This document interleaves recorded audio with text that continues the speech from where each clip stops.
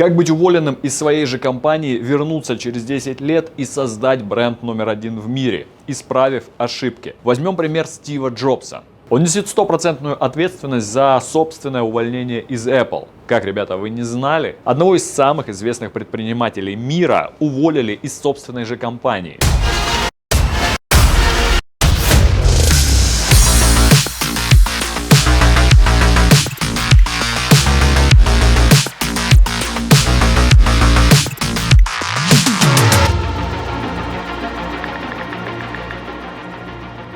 Да, из-за его более позднего успеха это решение совета директоров Apple уволить Джобса в наши дни кажется чем-то из ряда вон выходящим. Но именно в то время Джобс был неуправляемым. Его эго недвусмысленно вышло из-под контроля. Если бы вы были Джоном Скалли, генеральным директором Apple на тот момент, вы бы тоже уволили ту версию Стива Джобса. И были бы правы, сделав это. Джон, кстати, пришел в Apple из Pepsi для изменения структуры компании. И нанял его сам Стив. Стив Джобс был знаменитым эгоистом того времени. Он не признавал свою первую дочку, парковался на местах для инвалидов и не использовал номерных знаков на автомобиле. В 25 лет он стал долларовым миллионером и вывел компанию на биржу. Apple был у всех на устах, и в компанию вкладывали деньги новые крупные акционеры. После выхода на биржу все главные лица Apple в одночасье стали богачами. И Стиву это вскружило голову.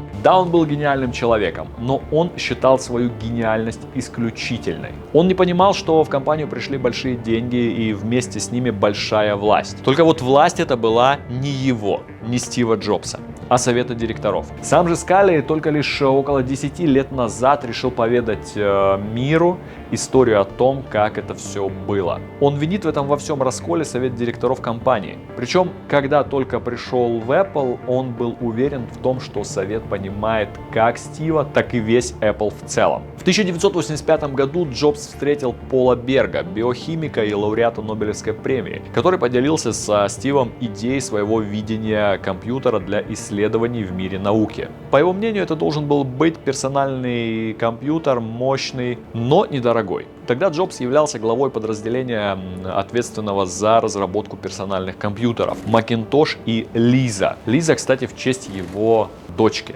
И начал вскоре также работу над проектом Big Mac. Однако осенью того же года проект был закрыт. Как вспоминает Скалли, началось все с презентации системы Macintosh Office второго поколения Mac. Тогда в 1985 году совет не просто не понял гения в лице Джобса, но и засмеял его идею. Совет посчитал, что это всего лишь игрушка, которая не может существовать из-за скромных возможностей компьютера тех времен. Тогда Джобс переживал очень сложный период, близкий к депрессии. И когда он пришел к своему напарнику Джону Скалли, заявил, что хочет снизить цены на Macintosh и распределить рекламные расходы от Apple II в пользу Mac, с чем Скалли не согласился и в итоге решил донести свою позицию до совета директоров. Майк Маркула, вице-председатель совета, составил доклад, в котором проанализировал эти две позиции. По итогам этого доклада он заявил, что согласен с Джоном, а не со Стивом.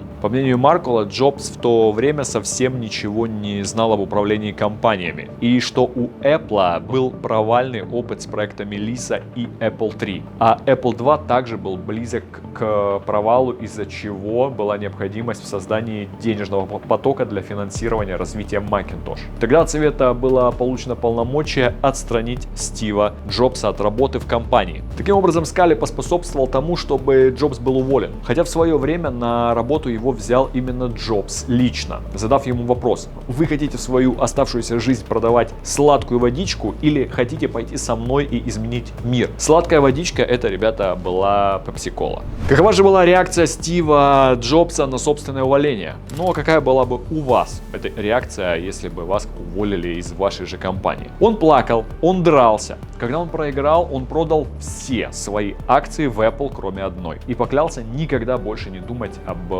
этом месте, об Apple и о возвращении. Длительное время он провел в депрессиях. Джон Скалли говорит о том, что жалеет, что сам не отправился позже к Джобсу с просьбой вернуться и возглавить компанию. А еще позже, кстати, в 1993 году Скалли также был уволен из Apple. Да, ребята, вот такие вещи бывают в стартапах, в компаниях, когда привлекаются деньги.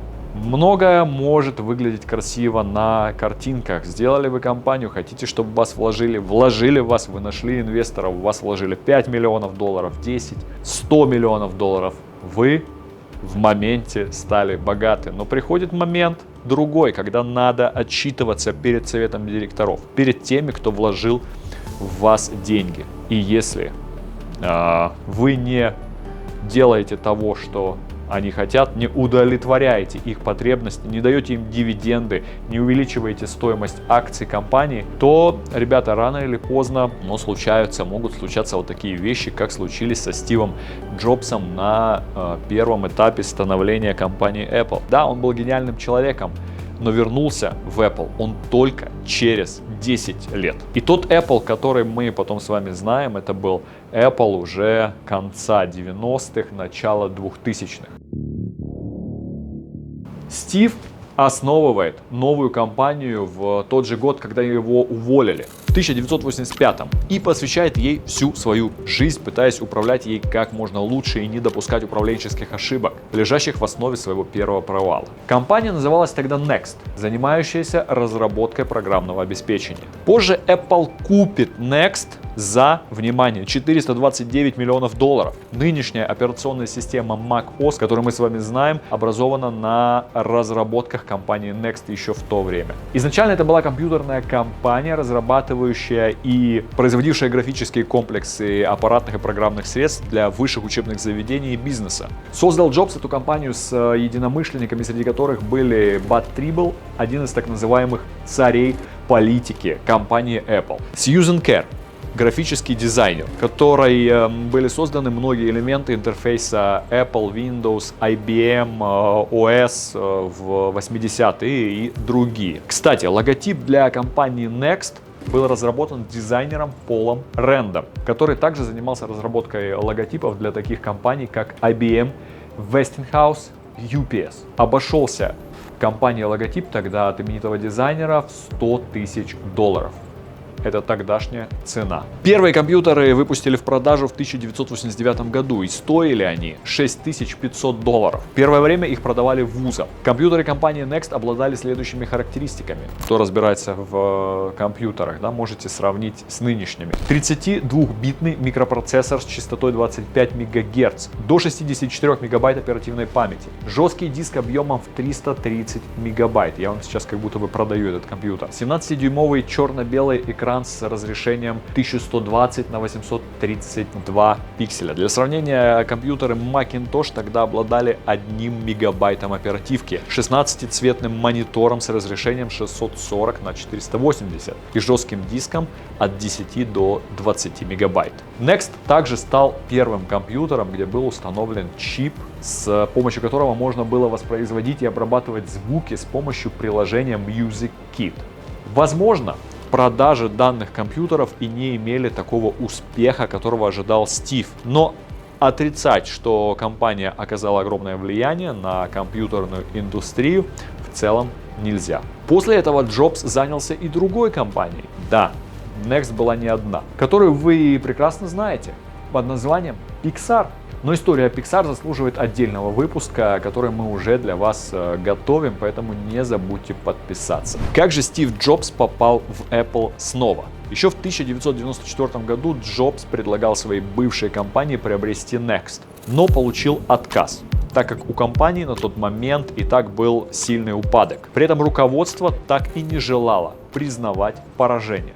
Когда ситуация стала усугубляться и появилась необходимость в поиске новой операционной системы, в Apple вспомнили про Next. Тогда в 1996 году Джобсу сделали официальное предложение продать свою компанию вместе с ее продукцией и войти в состав руководства яблочной компании. Хоть официально должность Джобса именовалась как неофициальный советник исполнительного директора, это не мешало Стиву собрать команду, ликвидировать негодные проекты, сократить некоторых сотрудников. Также основной упор упор он сделал на дизайн продукции. Через какое-то время на витринах магазинов стали появляться iMac G3, которые охотно покупали даже люди, которые совсем не разбирались в персональных компьютерах. И уже в 1997 году Джобс снова возглавил компанию, а спустя полгода после его возвращения в SEO Apple стал приносить ощутимую прибыль. Следующие 2 года компания продолжала успешно развиваться. Позже появился iPod, который свел с ума поклонников музыки. Им было удобно управлять, он был небольшой и удобный, с приятным дизайном. А в 2006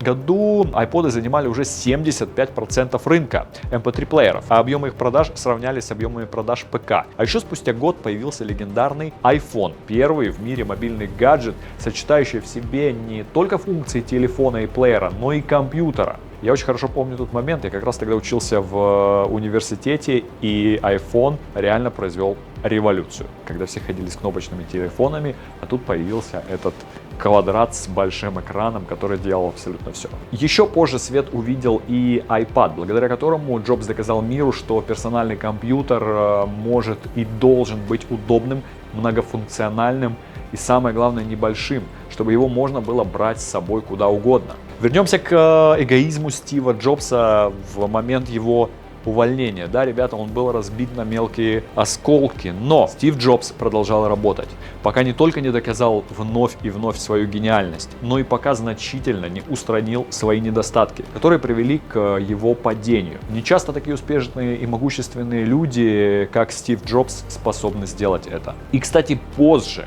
Джобс назовет свое увольнение из Apple одним из лучших событий в его жизни, что говорит о том, что неудачи — это далеко не всегда конец света, а даже напротив, именно промахи и провалы позволяют нам двигаться дальше и стать еще сильнее. И Стив Джобс — отличный тому пример.